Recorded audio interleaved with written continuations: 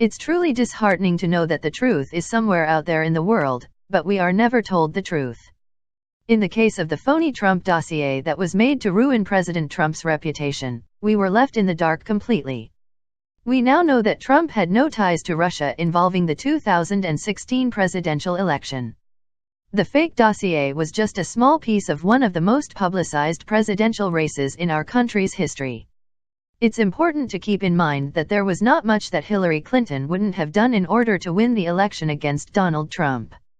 Hillary felt that she was exempt from even being considered as someone who was in charge of her actions. Then there was Donald Trump, who wouldn't stand for being bothered with anything that upsets him. The level of contention was a given.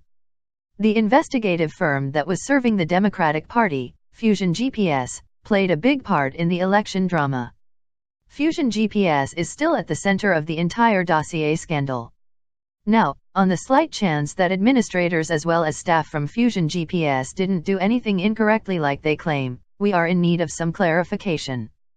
There is an issue of conduct when it comes to the company attempting to withhold bank records that were subpoenaed by the House. 112 transactions were also missing from what Fusion GPS released. Now, Congressman Trey Gowdy is coming out with arms swinging. The Washington Times reported, Fusion and the House at first worked out a deal for relevant banks' records.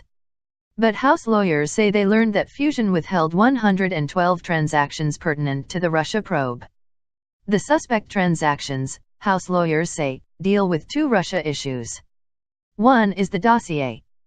The other is Fusion's payments from another law firm, Baker Hostetler. That money came from the Russian firm Prevezin Holdings, which is lobbying Washington to repeal a law that brought stiff economic sanctions on President Vladimir Putin's regime.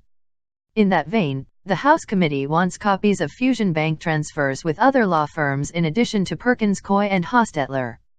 Fusion has established a pattern and practice of using law firms as intermediaries to mask the true beneficiaries of its research, the House filing says. Fusion has had the goal of serving its Democratic recipients since the start, so they have formed a very confused entanglement of money transactions. Why are they rearranging money among law offices in order to hide records from the House subpoena? There has to be more to the story that we are not being told. While Fusion GPS's Democratic customers would lean a different way, a government judge has just opened up records that have shown us a little more about what was going on at the firm. A federal court opened sealed Fusion GPS bank records on Tuesday, which have given us new information about the Russia-related payments that were made by Fusion involving the Trump dossier. The records were unsealed by Judge Richard Leon, a Bush appointee. These records showed 112 transactions which all involved Fusion GPS. The law firm which represented the Clinton campaign as well as the DNC, Perkins Coie, paid Fusion GPS $1,024,408 between the dates of May 24, 2016 and December 28, 2016. The documents that have been unsealed also show details of the House committee's requests for records directly related to payments to journalists made by Fusion GPS. The committee was searching for records that related to 5 specific Fusion GPS payments made to a research and Russia expert as well as production of 3 other payments. While justice may not be served as swiftly as we would like, you can bet that there will be some serious repercussions for the phony dossier and all of the corruption that went along with it. Things are not looking good for failed candidate Hillary Clinton or Fusion GPS. Trey Gowdy is about to bring the hammer down big time. Authorities are on the lookout for terror around the world tonight as we close in on the Christmas holiday. We've seen raids in Germany, Britain, and tonight, California, where the FBI says it found a martyrdom letter, several guns, and ammo in the home of a Modesto tow truck driver. Authorities say 26-year-old Everett Aaron Jamison may have been planning a Christmas attack on the popular San Francisco tourist destination Pier 39. A Bureau agent says Jamison espoused radical jihadi beliefs to an undercover agent, including, quote, loving an online post that showed Santa Claus threatening to attack New York City with a box of dynamite. Jamison, who once served in the Marines, reportedly told the agent he did not need an escape plan because he was ready to die. Jamison's father, a devout Christian, just told reporters he talked with his son about his Muslim faith but did not see this coming. It's not him. This is not the way he was raised. This is not, you know what I mean? This is not him. He don't hurt people. He's not the type of person that hurt people. You know what I mean? He loves animals. He loves you know what I mean? He loves everything. He doesn't like when people cry. You know, my daughter's more tougher than he is, you know? You know, he's more the softer, you know what I mean? He sees someone crying, he's like crying too, you know? And I don't know what they did. I don't know if, you know what I mean? If they talked him into it, or they just, you know what I mean? Who's they? Who are you referring to? I don't know, the Jihad or whoever, you know what I mean? I don't know if he really understood what he was doing. Meanwhile, in Chesterfield, England, a bomb squad detonating a suspicious device, and across Germany there have been raids. A 29-year-old allegedly with connections to ISIS, arrested and accused of planning to blow up a famous ice skating rink, very popular during the holidays. And of course, Australian police say terrorism could have been the motive behind that car-ramming attack yesterday in Melbourne that injured 19. Let's bring in former CIA analyst Buck Sexton to talk more about this. Buck, no surprise, welcome to the show, that this would be happening around the holiday season. ISIS has been provoking it and asking for it for months. Well, Shannon, these kinds of plots that have been disrupted are exactly what the Islamic State has been telling its adherents to plan and to execute. And so it's not surprising at all, given the very specific instructions that we've seen from ISIS propaganda channels, putting up posters, lionizing lone wolves, telling them to attack specifically on or around the Christmas holiday, on or around New Year's Eve, and using vehicles and acting on their own. So this increase in chatter, while it's important not to overstate, because a lot of the time it is just bravado from these jihadists online, does reach people who have radicalized and can push them to an attack. And it seems, certainly in the case of this averted incident in San Francisco, that's what happened. Yeah, it's interesting because this is a young man who used to be a Marine. He was qualified and awarded as a sharpshooter. He was discharged at some point over, it sounds like, a medical issue.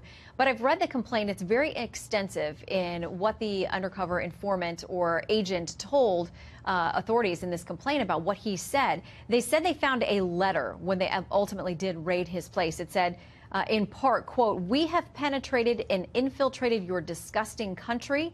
These acts will continue until the lions of Islam overtake you." You heard the soundbite from his father. He sounded baffled. He couldn't square this with the young man that he knows. How could he be so far down the path that he was plotting, allegedly, a murderous attack, and his family not even know?